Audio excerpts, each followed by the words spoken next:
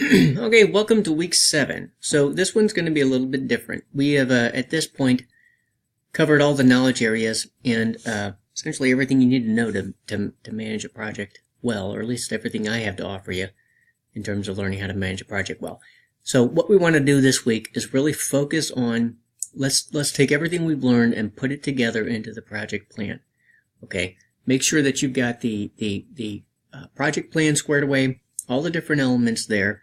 Kind of circle back to some of the first couple of weeks and say, are we reflecting everything we need to, and start getting that stuff together. So this week I expect a lot of sort of communication with me as you have questions, those kinds of things, and really just construct that overall final project that we're putting together. There will be an assignment this week, so unlike next week, there will be an assignment this week. What the simulation is going to do is throw a challenge at you, which is to say, as much as we are executing on things that we think are the right thing to do, there's always people that come in from the outside and say, hey, what about this other thing? Maybe we shouldn't be doing this. Maybe we should be doing that.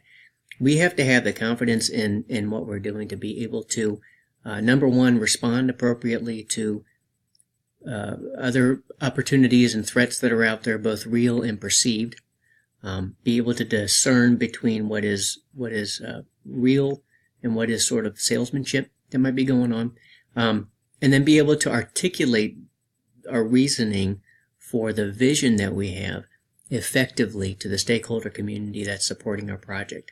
So I put this in there because at some point you're going to get challenged with this kind of thing, and I want you to sort of think through, how do you respond to this kind of challenge? So that'll be the assignment for this week. Other than that, there's a discussion where I want you to kind of think through what are the main things that you learned and push that out to the team so we can kind of talk about that kind of stuff.